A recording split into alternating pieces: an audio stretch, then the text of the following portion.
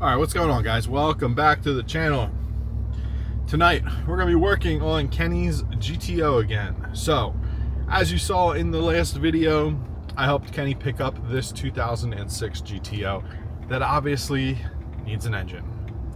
It's been sitting for 8 years, rough shape, but we have a pretty cool solution. Since we left off, I went away on vacation for a week.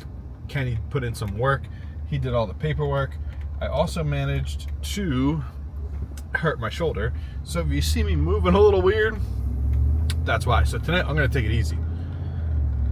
But we're gonna go through, pull the car inside, probably try and pull this engine because it's to the point where like it just got to disconnect the engine mounts, hook it up to the hoist. We'll pull the hood off and then disconnect the trans mount and whatnot. And then we'll be able to pull this engine out. So if we can get the old engine out, and then we'll push the car back outside, and then we'll just look over everything on the new engine. I'll show you guys the new engine that Kenny picked up, come up with a list of things Kenny has to order. That way he can order them, and in an ideal scenario, by the time all the parts come in, my shoulder will no longer be hurting, and then we can assemble the new engine, the T56, put it back into the GTO, try and get this thing to run. So if you guys enjoy this GTO content, whether it be the last video or if at any point during this video you're like, wow, this is good content, drop a comment down below. Make sure you hit that like button. It definitely helps with the engagement when people are liking the videos or commenting. If you have any questions or whatever, GTO is a new platform for me, but LS platforms are not. So it's a cool experience, and I know this is like a learning curve for Kenny too. You know, he's pretty experienced when it comes to like carbureted things, but jumping into the LS world and the fuel injection world, you know, it's a little different. So I'm heading there now, and I'm gonna get there. We're gonna try and get this GTO into the garage with the same tractor we pushed it into the driveway with, conveniently, instead of having to push this thing around. And yeah, so then we're gonna get after it. So check back in once we have a GTO in Kenny's garage. All right, so we're back here. Kenny's GTO is pushed most of the way into the garage, and starting disassembly. Kenny's disconnecting the power steering pump. I just hooked my laptop up to the car and I pulled the tune file that's on the car off. Now this tune file was done by CSP, and it is for the cam and the heads and the fast intake and all that stuff that were on the car. But the new engine, we're going to be going back to a stock tune file, so we don't need that. So I'm going to take this home and start putting all the stock numbers back into this tune file. That way when the new engine's in, we can flash it on. Kenny's over here working on the power steering pump. Attempting to work on the power steering pump. All right, but this is Kenny's new engine here. I'm going to turn the music down real quick. Can't get demonetized. So this is Kenny's new engine. In the last video, we talked about potentially doing a 5.3. Kenny potentially trying to fix the engine that's in the car. And then suddenly on Monday morning, Kenny has an LS2 out of another 2006 GTO dropped off at his door that was in a crashed car, and it has very similar mileage to what this car has, which is good. And honestly, this LS2 is surprisingly clean. It's my first time seeing it, and it's super clean. And the way I know it's clean is because he had no problem taking the exhaust manifold bolts out. It's bone stock. It still has the zinc finish here on the power steering line, which are on this power steering piece here, which might be, I guess, factory. Either way, everything looks nice. Like, this car was definitely taken care of. You can tell by the cleanliness of some things. They usually get junked up on an LS when they get neglected, but this thing was definitely cared for, and it has everything, every accessory, every ignition piece, fuel lines, fuel rails, injectors, all that stuff. So ultimately this ended up being probably a more cost-effective option for a few reasons, one of which, we don't have an AC compressor for the car. So having an AC compressor is kind of a big deal here. We also don't have a LS2 throttle body, which I think is specific to the GTO or GTO and Corvettes, I forget. LS2 silver blade throttle body, LS2 intake manifold, fuel rails, LS2 injectors, all of these things of which Kenny would have had to supply or find, and he was finding them. But like this whole setup was gonna, this whole top end setup was gonna end up running like $700 said and done, plus like 500 if you can even find an AC compressor. And by that point, it just would have made more sense to buy this LS2. And then you have an LS2 and a car that an LS2 came in, so the value of this car being a manual 06 stays. So good call. And we got spare parts. And we got a lot of spare parts, yeah. And the more I look at this engine now, other than the first night we were here, the more I'm noticing things are missing, like a random crank pulley bolt, which we have rust on the face of the crank there, and just random things that were taken apart. So the goal tonight, we're gonna try and have this engine and the trans pulled out, laying on the floor over there, and then I'm gonna leave Kenny with a list of things to buy. One of which, pilot bearing. Depending on what the status of the clutch is, we'll check out the clutch and the flywheel in this car, and just some other odds and ends, header gaskets and whatnot. So I guess it's time. We got to get to work. All right, Kenny wants me to show off his other project. Let me back up. The real race car. What year is it? 41. All right, this is Kenny's 41 Willys. What engine's in it? 12 All right, let's see. It had a blown 327. All right, this is the car. Back in the 60s. At Allentown. Oh, it's a Vargo dragway. Yeah. Oh, nice. Back in the 60s. This was this car. Ugh. Now you have is a 327 in it? 350 is in it now with a turbo 350. With a turbo 350 trans. It runs, just needs a little fine tuning, and then obviously, you know, to be buttoned up. Somehow 2 winters ago, I got caught here on a Tuesday night and ended up wiring the entire car. But you know, that'll happen. But somehow this project was supposed to be done for the wedding. For now, the wedding. This one's going to be the wedding car. Yeah, now this one's a little more realistic to have it done by the wedding. So we got that one has to get put aside for the time being. Oh yeah, so pull that out, and it looks like all we have for the engines is the engine mounts, which looks like the bolts might come through. Are they nuts? They might just be nuts on the top, yeah. So if we pull these nuts, it looks like since everything's kind of out, it's pretty easy to get to with the nuts. And then we'll have to jack the car up. Take that off. Oh yeah. Oh, it was Yeah, me too. We'll pull the trans mount off, pull the drive shaft out, and then in a perfect world, the engine and the trans will pull out together. So we're gonna get to work and check back in once we get a little further along here. All right, well, it doesn't look like much has changed. Passenger side header's out. I think we're gonna try and leave the driver's side header in because you have to disconnect the steering shaft, and I'm not entirely sure how to do that on GTOs. Maybe once the engine's out, you get a better view of all that. I can figure it out, but we're gonna leave that header in because I think without the cylinder heads and all that stuff, we might have enough room to pull everything out. I'm gonna go down and unplug some stuff, but then start doing the trans mount. Kenny's gonna pull the alternator off and the AC and idler bracket here. Pull all that off. That way we have less stuff around the front of the engine, except for the crank pulley to take off. And it'll just buy us some more space when we're trying to finagle this thing out. But other than that, it's a couple wire connections. It's the 2 knock sensors, the starter, and then the trans. So I'm gonna go underneath the car.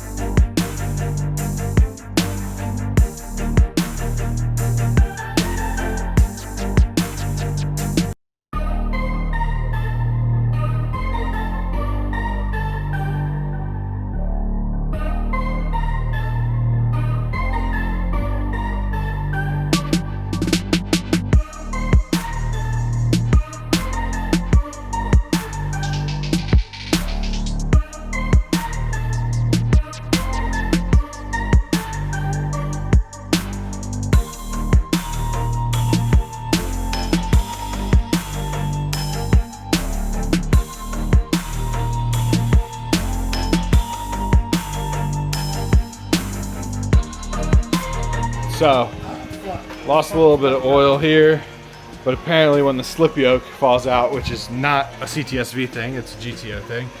When the slip yoke falls out, you lose 4 quarts of trans fluid, all in one shot. Maybe more. Maybe more. But we got an engine-free GTO right here. Look at that. Kenny's gonna power wash this up tomorrow and get it all cleaned up. We're gonna order up pressure hose for the power steering. It has poly motor mounts, so that's good. Probably do a poly trans mount insert from RevShift. Big fat turbo.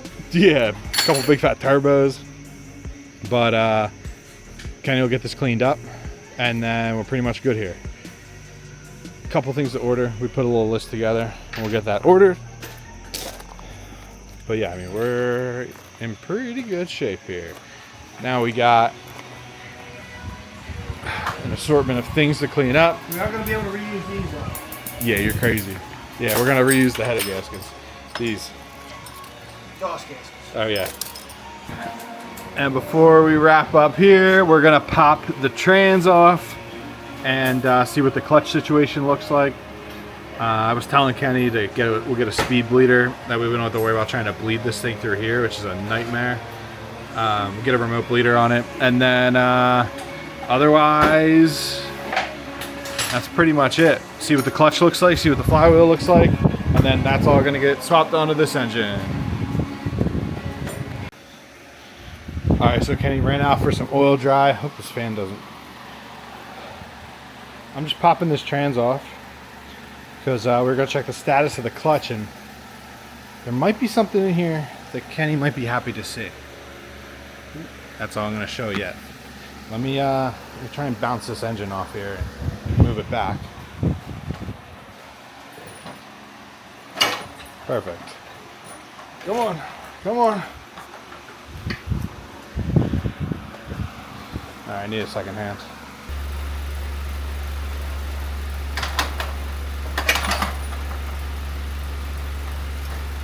Ah, yes, more mice. So usually green means monster. So if this is a monster clutch, that'll be good for Kenny. But I still gotta take the clutch off to even see what the life looks like. And then we'll go from there. I guess the car's had a clutch put in it at some point, an upgraded clutch. And usually this is the color for monster. So I don't know, let's see.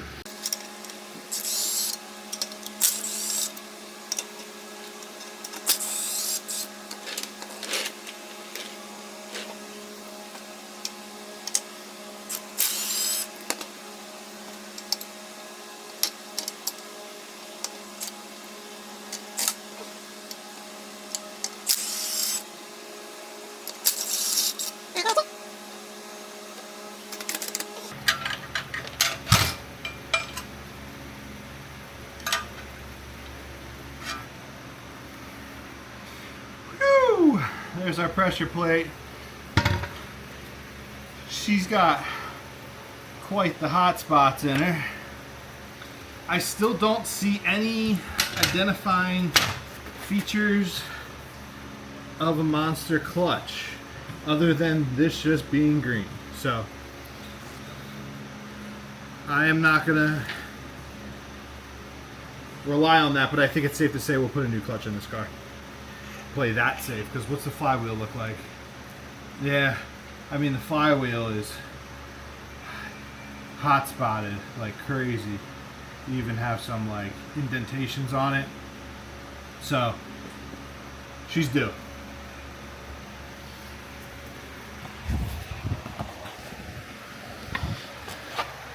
I mean the clutch disc right here. No branding on it, just green. I'll have to look online and see if Monster does do branding. Yeah, there's a little life left on the disc still. That's all fine and dandy, I guess. But with the hot spots on the flywheel and the condition of the throw-up bearing, and also the condition of the pilot bearing, it doesn't seem to spin. We're just gonna get all new stuff. for that engine, because again, that engine came from an automatic car, so it doesn't have the pilot bearing, the flywheel, and all that. So new clutch it is. It could have been a good monster, but it is not anymore. 12 o'clock midnight. All right, so this portion of the video is the tune aspect of it. So as I mentioned, when I was with the car, I hooked my laptop up, I pulled the tunes off using HP tuners. And what I was able to do was pull a tune file that was on the car, supposedly from Complete Street Performance. And then I have a stock GTO tune. And then I have a Kenny Complete Street to stock tune. So the goal is CSP to stock was a copy of the CSP tune. And then what I'm going to do, this is going to be the file that I make all my changes in. So the goal here is to copy and paste everything from a stock GTO tune into the CSP tune, since we're putting a stock engine into it. Now I was able to go through, and we have all these tabs like engine and engine diagnostics and transmission and all that. And through engine, a lot of the changes were made in airflow. As you can see, these red boxes were areas that were different. And so a lot of the airflow modifications, and then our fuel changes, obviously because the car had a large cam in it, and then our spark changes, a lot of spark and timing changes take place here. So I was able to copy and paste from the stock tune file into these modified ones here, and then make all the necessary changes. So I have just about everything done, but I just wanted to show it. So we have system. Now I opened up two files to compare them. So you have the ability to have a main file, a compare file, and then you can see what the difference is between them. So anything that is different between the two of them will be highlighted green. So we're going to open that up. Right now we are looking at the main file. So this is the tune that was on the car. Now this particular one is under system. It's a pretty basic one. So this is the desired fan percentage for a given engine coolant temperature. So my guess, so we have our coolant temps across the top here. And then we have our fan percentage, because these fans are, I think, like a resistor controlled fan as opposed to just like an on off or like two-stage fan. So then we can compare it to the stock, and basically stock has your fan at 25% all the way up until 217 degrees, and then 221 it bumps up to 49%, and then you don't see full fan spinning until 235 degrees and up. So then the tune from Complete Street, basically they start ramping up the fan at 195, and by 210 you have 91% fan spinning. So what I was doing was highlighting the stock stuff and pasting it into the new file and just transferring it all over. But this one I think I'm actually going to leave, because usually on the LSs I do turn the fan temps down a bit. So we're going to leave that as is, and we're going to stick to these fan temps right here. Let's see if there's any change. No change in the AC, and then there shouldn't be any changes in the speedo. So with that being said, so let's see if I can file, save as. Now this is going to be a Kenny CSP to stock. So Kenny CSP to stock. So let's close out of this. And then I'm going to open up CSP to stock, the file that we just created. And then I'm going to open up you know what? I got to compare. So we're going to open a compare file. Our compare file is going to be the stock tune. And I'm just going to make sure there are no differences basically through here. So there should be no green squares. That means we did it in the right way. We are going from tune, CSP tune to stock. I wasn't going backwards. I did leave a couple things, such as the, let's see, a compare. Oh, nope. I did do a couple things such as the oxygen sensors and things like that. We're going to leave the secondaries disabled because it has headers and whatnot. So it looks like there's no difference between the two here, and we should be good. So this file will now be good. We're going to have to license the file, but this file should then be good to flash onto Kenny's car, and then we should be all set in that sense. Should be good to go. It should be ready to start once we get the engine in. So with that being said, today we placed orders for all the things we need. Kenny ordered a clutch kit. He ordered a remote bleeder, header gaskets, and a couple other things. Noticed that one of the knock sensor pigtails was destroyed, so ordered a new knock sensor pigtail that will have to splice onto the harness. And then I went ahead and I placed orders for the upper rad hose, the silicone polyurethane transmount insert from RevShift.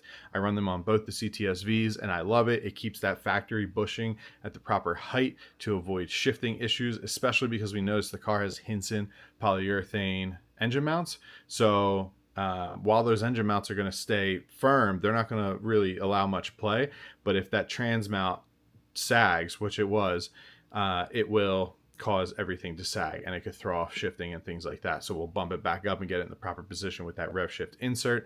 And then I also got a power steering high pressure line. We didn't necessarily need it, but since we pulled it out of the pump that was on the engine, it's going to need a new O-ring, and that's one of those lines where it kind of snakes around the subframe below the engine. So when the engine's out, it's one of those things where you spend $40 on a new line and you end up with a fresh line that you should hopefully never have to worry about again, instead of an old line that, you know, maybe down the line will develop a leak or get rusty or whatever it may be. So couple parts, they're going to be coming in next week. So with that being said, I'm going to wrap this video up here. This one was a lot more of you guys just watching us pull engines, but hopefully on the next one, we're going to be installing those new parts that come in. We kind of broke it down. We're going to try and do one night where we're installing all the new parts, the clutch and all that, get the trans back on the engine. And then we're going to do night 2 is going to be putting the drivetrain back in the car. And then we're going to try on another night to try and get this thing started, and any other bugs, fill it with fluids, fill it with fresh fluids and all that. So we have a few weeks till Kenny's wedding. Kenny's wedding is on the 2nd week of September, and I think we have plenty of time, a little room for error, and then maybe once the thing is running and driving, we can clean it up a little more on the outside as best we can. Kenny power washed the entire engine bay today, so that's done. He pulled the rest of the engine harness out of the car, so that's all good there. And I know he is still trying to source some parts like AC lines. While we do have a compressor, we don't have any of the AC lines. They were cut out. A condenser, and so some of the AC parts, and then also potentially a new hood that isn't clear coat faded, and possibly a new rear bumper. So he has that silver bumper, but if he can find a junkyard bumper that is black and not cracked, then even better, sell the silver one off. So with that being said, thank you guys for watching. I hope you enjoy the GTO Revival series that we've started off here. I'm looking forward to the next couple videos. Hopefully my shoulder heals by the time we have to start installing new parts. And with that being said, I'm also going to try and work on the Drift V next week to finalize our tire sprayer kits, and then hopefully find some time to get back to the track soon. Schedule's looking a little tight in the next few weeks. So with that being said, thank you guys for watching. Make sure you hit that subscribe button, and I'll see you in the next one.